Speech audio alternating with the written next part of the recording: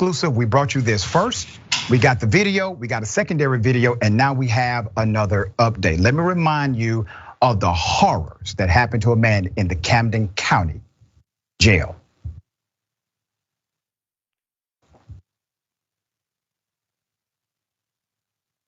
Okay, he's inside of a facility in Camden County, Georgia.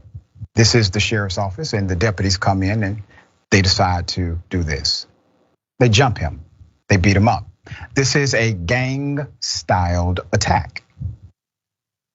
They had this already planned. This was prepared. They knew exactly what they were going to do.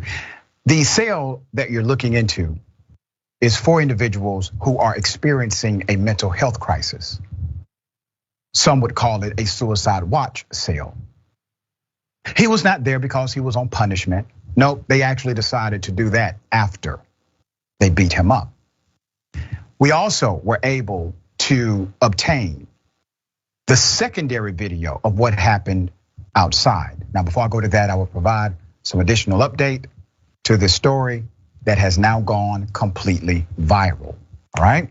Let's put up the picture of the facility he was in. This is Camden County, Georgia, very close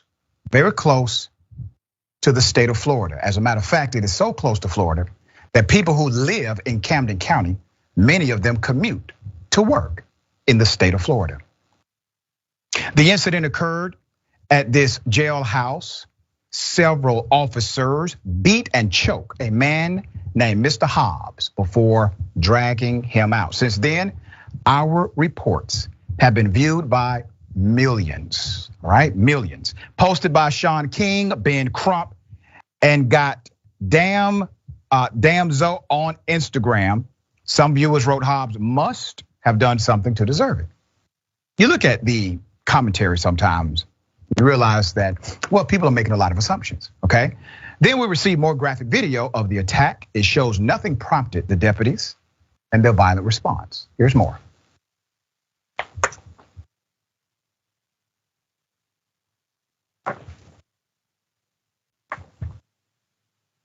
Look at this.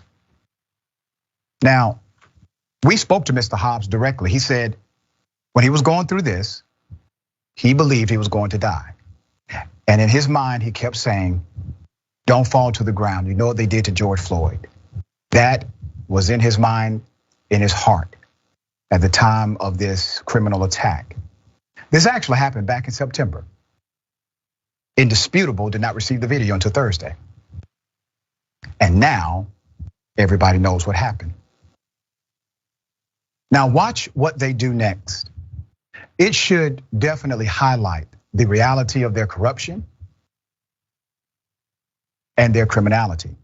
Put him in a wheelchair and they threw him into the cell. His body was already limp. Couldn't walk at that time. They kept him in this facility for 15 days with no medical care at all. No medical care at all. Why are those cops not arrested now? The Camden County Sheriff, Jim Proctor, let's put up his picture. So Jim Proctor, whom I am sure was aware of the corruption of his cops, he has now said, I'm launching an investigation after our initial reporting. Now remember, this happened in September. The sheriff had these videos since September. Indisputable received a statement from the department. It says, and I quote, a video published on social media is a portion of an incident that occurred at the Camden County Sheriff's Office jail, has the public questioning the actions of the corrections officers.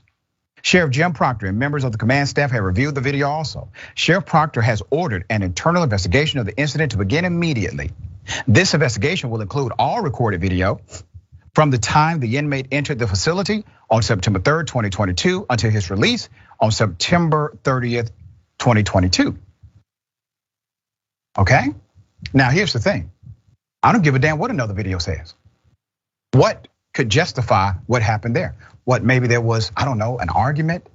He said something the cops did not like.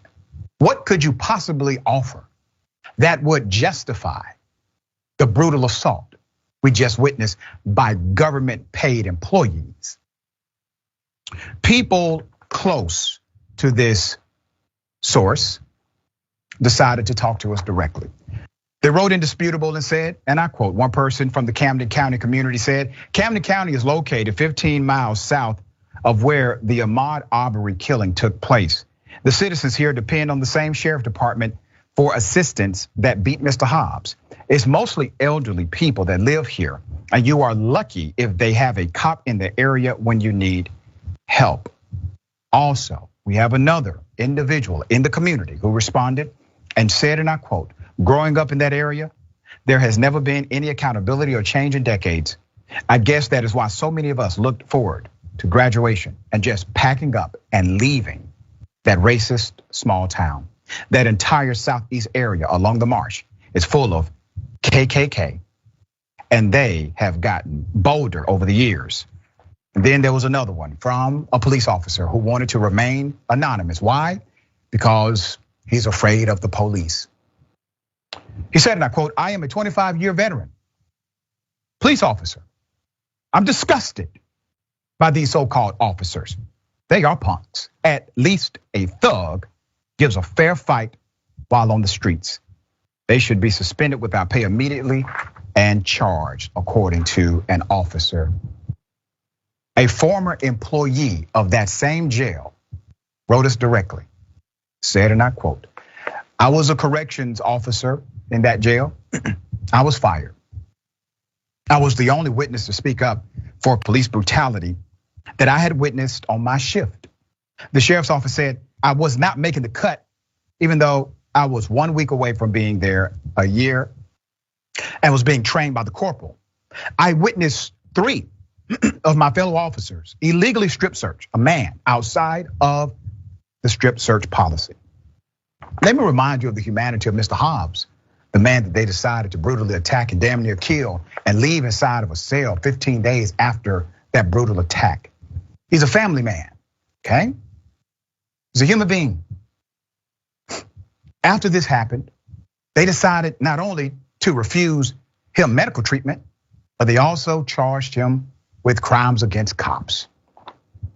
After the beating, Hobbs was charged with 9 counts of assault, battery, and obstruction of an officer. The 41-year-old was held in isolation about 15 days after the unprovoked attack. Hobbs says he did not receive any medical attention whatsoever. The attorney for Mr. Hobbs is Harry Daniels, civil rights attorney, happens to be a dear friend of mine. He will be filing a US Department of Justice complaint. We will bring you that update. Harry said, and I quote, it sheds light on how the police, not only they beat this man, the way they beat him, pulled one of his dreadlocks out of his head. He was bleeding.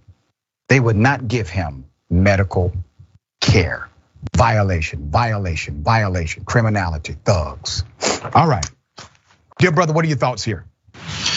I mean, those men were in there for the specific reason to, be punitive to the prisoners. That's what they do. That's how they go about handling their business. And that's one of the biggest issues with our justice system in general, is because that's how it treats people who need help. Oftentimes people end up in criminal situations. Again, I don't know exactly what got him there, but oftentimes it's just a result of poverty and what people do because of it. And more importantly, mental health issues are very real. So for him to have been in that room because he was going through some type of an episode or because he needed some type of help, for them to do that on top of him just being by himself makes it even more cowardly, because mental health issues are real. I suffered from mental health issues, and sometimes I really need help from people. So again, just like from top to bottom, it's really sick. I'm very glad that you were able to get this story out and that you do this work in general. But this is just, again, a reflection of our punitive system and the types of people that it attracts. Again, this is what they want to do. Yep, well said. I agree wholeheartedly. We're going to continue to follow this. Hopefully, at the end of this, we will see some level of reform policy transformation and also new leaders who decide to take up the mantle and lead. Okay.